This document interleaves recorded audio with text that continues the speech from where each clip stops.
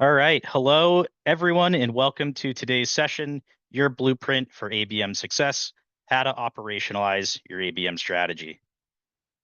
My name is Ryder Gordon, and I'm the Senior Demand Generation Manager here at New Breed, and I'll be your host today.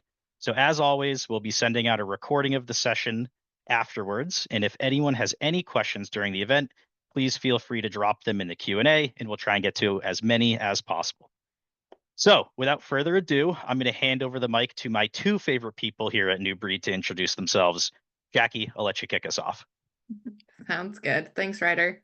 As Ryder mentioned, my name is Jackie. I'm the director of the RevOps service team here at New Breed. But I'm also what New Breed considers technical. Just means I've been doing actual operations for about a decade now, across more than just HubSpot, Salesforce, Marketo, all the unfun things. But I primarily work and prefer to work on HubSpot. And I'll hand it over to Mike. Thanks, Jackie. My name is Michael Garris. I am the demand generation team lead and growth strategist here at New Breed. Been here for 7 years now, and what I really enjoy about New Breed and the ability to work on strategies like this is I have a background in both marketing and sales, and seeing marketing and sales have to blend seamlessly together to make ABM successful is really the name of the game. So it's exciting for me to get to tap into both aspects of my history. All right. Thanks, Mike. So, for today's agenda, we will be covering a lot in just 30 minutes. So, buckle up and get ready for an action-packed session.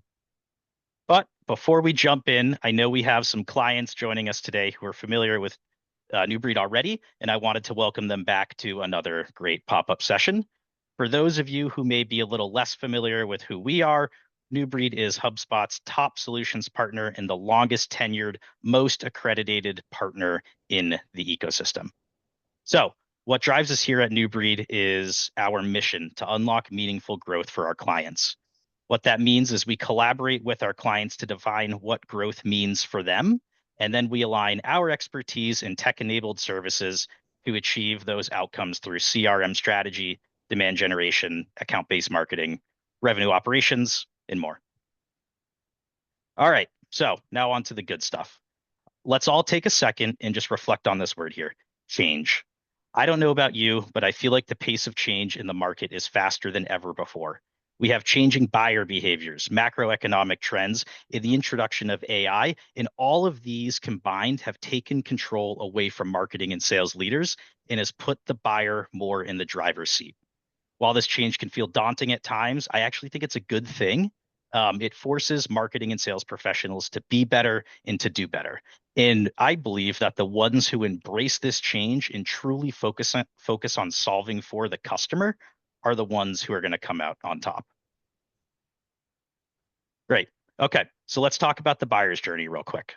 Our friends over at 6sense recently launched their annual B2B buying experience report, where they interviewed over 1,000 B2B buyers to get a sense of how the buying process has changed.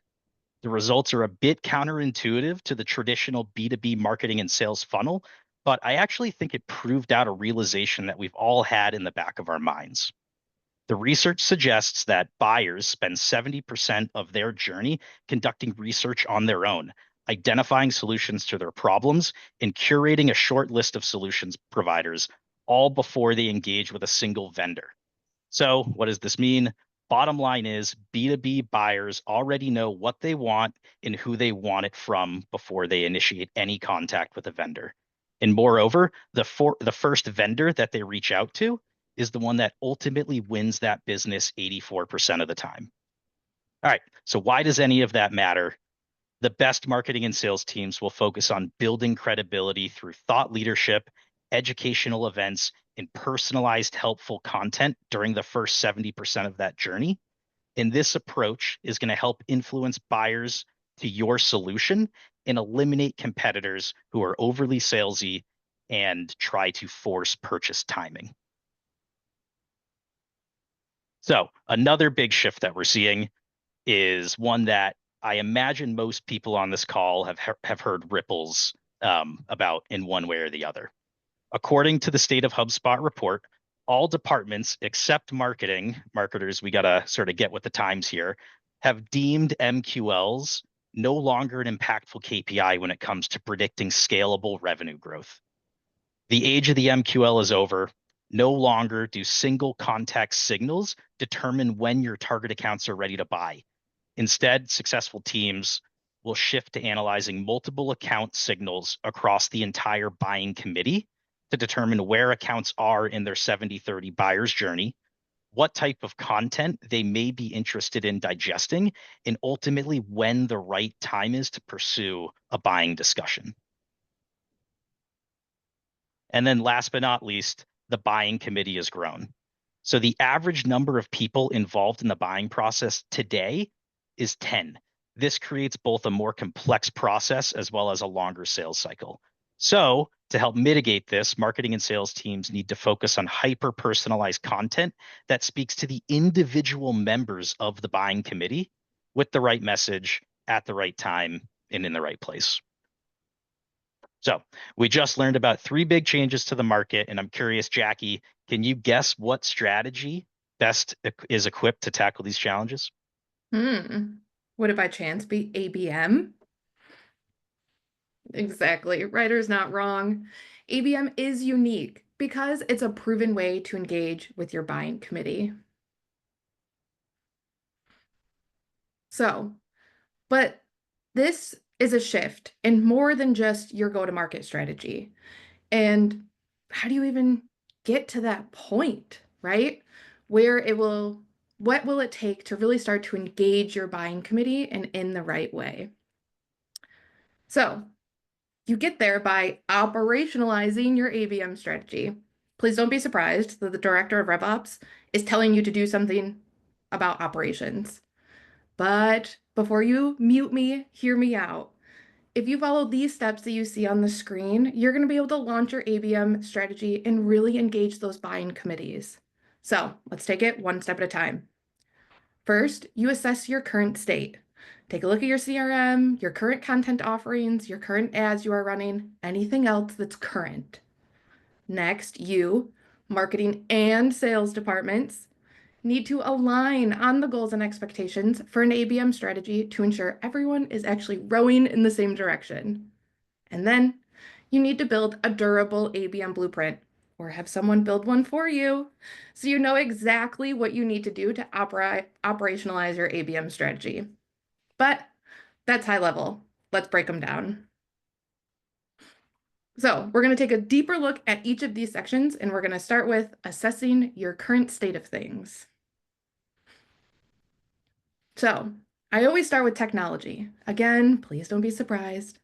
So you want to start with your tech stack, and you want to ask yourself these questions that you see here. What tools do we have that can actually already enable ABM? Do we have first-party data, intent tools? We often hear from our clients at this stage that they're so afraid to start ABM because they're afraid of the cost, that it's actually going to cost them more money in tech, more than anything else, to be able to deliver a strategy like this. But is there anything that you already have? There's a lot of software out there that has ABM built into it. So I suggest you take a look at your current tech stack and see what's there. But maybe you do need to make an investment. Maybe you do need new tech or integrations. We'll talk about that within the blueprint that needs to be made for you. And technology is not the only thing you need to assess, especially when it comes to your current state. So you also need to assess your mindset and your current process. Mike, you've been helping companies design and understand customer journeys for quite a long time now. What are you seeing here? How are our clients ready when it comes to engaging in a committee of this size? Yeah, thanks, Jackie. I think it's a really good question because I think one of the core challenges of shifting from traditional methods, whether you use outbound-led cold calling sales or traditional inbound methods, is you're used to dealing with a single point of entry into a company. You're just dealing with one person, that MQL concept that Ryder mentioned. What becomes difficult, I think, is how to weigh many stakeholders at a company as many different entry points into the conversation, and how to think about the way that each of those stakeholders becomes part of that conversation, the role that they play. So I think that one of the first really common challenges that I see around mindset and process is stack ranking the people within an organization, thinking about their persona and their role within the buying committee to determine who's really going to help facilitate that conversation. Who's going to take ownership of the solution or the product that you're presenting, and who's going to help you champion it internally. And that can be a big change, not only for the way that you talk to a company, but also the way that the company talks to you, and thinking about how you're engaging, how you're setting up conversations with those team members when it's not a one-to-one, old school sales process. You really mean we need to look at how we engage accounts versus leads. It becomes so important, right? Absolutely. And I mean, when you think about the idea of readiness for not only the buying committee, but today's buying journey, I think one other really common trigger is a lot of sales teams, even today, are prepped for the hand raise moment. And a lot of times that hand raise moment is still considered a bottom of funnel action only. We want to talk to people who are requesting demos, who are requesting consultations. And I think one of the most important things about enabling an ABM strategy is being ready to address the fluidity that's needed to talk to someone when they've downloaded a piece of content, or even when you're just getting digital buying signals, but you know that company because of a platform you have access to, like 6sense, which can give you buyer intent data, even when a company hasn't taken a specific action on your site. So getting really comfortable with how to navigate and leverage buying signals, intent data, what I like to call digital body language, is a really important part of the shift in your mentality around how you're engaging with leads. They're not necessarily looking to talk to you. And if you call them up and you say, hey, this is Mike with New Breed, I'd love to talk to you about our solution, they're going to say, who? So it's really important to understand the mentality of the buyer and adjust your process to that state of mind, even though it might be a little different from the leads you've worked on before. I completely agree. And that's where you also want to make sure, are you even taking advantage of AI? Please start to look at it. We're going to talk about it more and how it's very important, but that's a big piece of it as well. I'm going to hand it off to Mike to talk about number 2. Yeah, and one of the most important things, and I'm going to use that phrase a lot because there are so many important pieces of building a successful ABM strategy, is ensuring that you're aligned on goals and expectations, both in terms of what you want ABM to achieve, as well as interdepartmental success, knowing that sales is looking for the same thing that marketing is looking for, and they know how to cohesively operate. So let's get into a little bit more about how you can set those goals and expectations. First, I think it's really, I think one of the tough conversations that I have with a lot of partners is thinking about realistic time to impact, time to return. Something that was on one of the earlier slides that Ryder showed is that for every department, for every additional buyer that you add to your buying committee, you can expect to potentially add more time to your sales process because you're adding more complexity, you're adding more stakeholders, and you're adding more friction as a result, simply because people have questions. So when you're thinking about time to impact, or you're thinking about the ROI you expect to achieve, it's important to understand that ABM is not going to be a single quarter, revenue exploder. I'm not saying it's not possible. It depends a little bit on your average buying cycle length. But for almost every partner I've worked with, we're looking at returns anywhere from 6 to 12 months or longer out in terms of revenue. But that doesn't mean that there aren't ways to build better expectations into that buying journey to get a better sense of how people are moving through the funnel and how you're impacting accounts. And actually, Ryder, you're probably closer to just about anyone on a metric measurement, especially here at New Breed. If you put yourself in the shoes of someone listening right now, what do you think would be the most challenging and or rewarding thing about shifting towards account-centric metrics as opposed to that single buyer metric? Yeah, and you mentioned it a little bit 2 slides back, but I think the thing that excites me the most is shifting away from the MQL as the indicator of, okay, marketing or sales should take a specific action, and moving towards these account-centric metrics. And my selfishly favorite one right now is account activity. So leveraging HubSpot, leveraging other tools like 6sense, or maybe it's a G2, or however you get your intent data, we can start to identify multiple unique users that are attached to a single account that are taking individual actions on your website.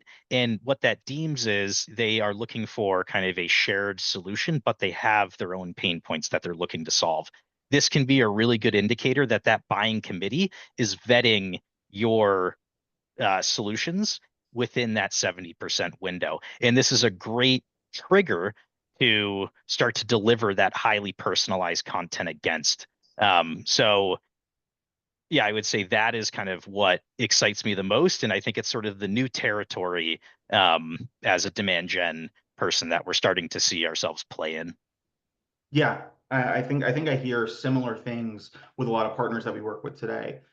One specific thing I'll call out, and this is just me sort of talking about myself as a marketer. I love to celebrate the little wins. One thing that I learned a lot about on the sales side of things is that dopamine hit you get when you close a sale, you hit that KPI. And one thing that I really like about the ABM framework is that it really comes down to how you look at those little milestones that an account that you're targeting is going to achieve. So for example, you might look at an old, in a traditional inbound sense, the number of appointments that you set, the number of deals you opened, the amount of revenue in pipeline. But as we've said, ABM, that up funnel motion where you're really trying to impact and reach those accounts, there's a lot more emphasis on the strategy you use there. So things like accounts impacted, accounts reached, visits seen from target accounts, and then even higher funnel conversions, such as downloading a white paper or an ebook from those target accounts, can become really important metrics to assessing their buyer's journey mentality. And what I really love about that is it allows you to create these little moments of success and these little moments of metrics evaluation before you get to the point of hand raising. You're no longer looking at that single hand raise moment as your only anchor of success. That's a culture shift. Don't get me wrong. Your team is probably used to talking about things in terms of this is the number of MQLs I've delivered. This is the number of sales conversations I've generated. And getting the team to be excited about the number of accounts you've reached and the number of touch points you've had with those accounts, even if they're not requests for meetings, takes that culture change. But it becomes very rewarding because everybody celebrates that impact at the target account level in a way that I think is really fun and gets everybody really jazzed up about where you're going organizationally. So it's not just a shift in your buyer's journey. It's not just a shift in your marketing strategy. It's a cultural shift around how you're looking at goals and expectations for your growth. And I see we already have a question about goals, specifically when it pertains to RevOps. So I want to answer it real quick before we go to build a durable ABM blueprint. So how do updated / account-centric goals affect your RevOps configuration? What are you doing differently to track ABM activities? So we talked a little bit about tech stack, and I really implore people to look at the tech stack and the tech that they already have, because HubSpot has great activity tracking, target account metrics, all of this kind of stuff built into the software. It's not anything that you need to add on. It's built in if you have Marketing Hub. It's fantastic to be able to track and see which different companies are viewing your website, what they're doing, the buyer roles at those companies, what they're doing. You can just start to make that shift from leads and MQLs and what they are doing to the buyer roles and what they are doing at the specific accounts that you're targeting. But we've talked a lot about assessing your current state, aligning on goals and expectations. Let's talk about building a durable ABM blueprint, because it's what you really need to be able to operationalize your ABM strategy. Okay, so each ABM blueprint must have these 3 things. They seem really high level, but I promise they really are the key components that are very important. The first are defined ICPs, target accounts, and buying groups. I kind of talked about this just a moment ago, but we see clients conflate these 2 things a lot, don't we, Mike? Yes, definitely. I think it's really common to think of an ICP in the exact same way you think of a target account, to say, we want companies that are a certain size, a certain industry, in a certain geographic. And all of those things are important to identifying your target accounts, but a list of target accounts should really be a list of target accounts down to the logo that you're looking to acquire through your strategy. Whether that's 25 accounts, 50 accounts, 100 accounts, They need to be those critical partnerships that are going to facilitate your growth. And you really do need to make sure that they're adopted across your org. We just talked about alignment, but if only sales says, hey, these are the 50 accounts we need to go after, and marketing is over here going after a completely different 100 account list, you're going to have misalignment right from the start. So you need to make sure that you do have that alignment between both departments, especially on what your target accounts are and who they are. Integrated technology and data. I'm never going to stop talking about it. I work in RevOps. Technology is important. You can go check out one of my recent webinars. What's cool about New Breed is it's on our website on demand, but I actually went into the specifics. You can click through the slides. You can see how I build things for accounts instead of for leads, and you can really see it in action in your day-to-day, because I feel like that's what trips people up the most. Cool. Like this idea. I really want to do ABM. We have a strategy. Now what? So go check out one of my old webinars. You can see the now what in action. And finally, you need aligned AI-powered activation across all channels. Surround buyers within these groups with relevant and valuable content. AI is not going anywhere. We're just getting started. You really need to jump in and adapt and not be left behind when it comes to AI, especially for an ABM strategy. Okay, how to operationalize your ABM strategy in 4.5 easy steps for you. So we went through everything: assessing your current state, aligning on goals and expectations, define your target accounts and configure your tools, and then surround your buyers with relevant, valuable content when they need it most. But you need to experiment with this. Sure, it's 4.5 steps. I like the half. But you need to experiment with it. Take risks, but definitely double check. See what's working and invest what isn't working, what is actually working. Or you can partner with the people who have done this before and are seasoned professionals to help you build this ABM strategy. So here's your takeaways. Focus on the committee. Bring everything back to building for the committee. Help your buying committee buyers buy at the right times by sending them the right content at the right time. And fail forward. Don't ever be afraid to try. It's a new strategy for your company, most likely. You're not going to get it right the first time. We can almost guarantee it. But you need to make sure that you fail forward and adapt. And don't forget about AI, because we're definitely not. You need to have everything on top of AI. As it improves, your ABM program will improve naturally. Fantastic. All right, well, we got a couple of questions in the chat and a few minutes left. So Jackie, Mike, I'm curious from your perspective, if you could share a little bit how you are seeing clients use AI tools to support their ABM strategies. Yeah, Jackie, do you want to take that one first? So yes, I'm happy to talk through one really cool thing. And it's actually within HubSpot, they have a content remix, which is an AI. And you can actually take one piece of content and redo it across, like, so maybe it's a podcast. You can create a blog off of it. You can create some social posts. You can do all of this with one of HubSpot's AI features. It's going to make your ABM strategy be more cohesive because it's taking one specific piece of content and making multiple pieces of content off of it that are all very similar and point to the same direction. But I'm curious, Mike, what do you think? Yeah, I think that's a really good, a couple of really good components of it. And I think what I would say is there are more tools now than ever, and we've mentioned a couple of them. I see one of them listed in the chat here. Between Zoom Info, Rollworks, tools like Breeze AI within HubSpot that are focused on using AI to interpret data signals from buying committees. So understanding how buyers are moving through their journey outside of your ecosystem of platforms, outside of your website, outside of your content, to determine where they're realistically at in their journey of evaluating a solution or solving a problem. So I think that leaning on AI tools that can help you get better insight and better reach, both into the target accounts you're looking for and into the buyer state that buyer is in at the moment, really are making the crux of what's defining AI and ABM in 2025. Yeah, and I'll add on to that is I don't be afraid to use a conversational AI like ChatGPT.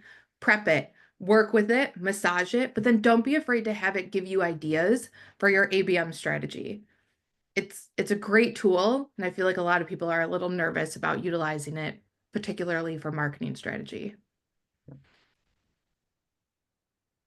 Awesome. All right. Well, they said it couldn't be done, but we're ending 5 minutes earlier. I just wanted to thank everybody for taking the time out today to join our webinar. And as a thank you, we're offering a free ABM assessment. You can work with our team to identify where you fall on your own ABM maturity scale and what areas you need to really fine tune your foundational AI strategy to operationalize your go-to-market. So scan the QR code, reach out to our team. And again, I'll follow up after the event with the recording and the slide deck for everybody as well. Great. Thanks, everybody. Thanks, Thanks, guys. everyone.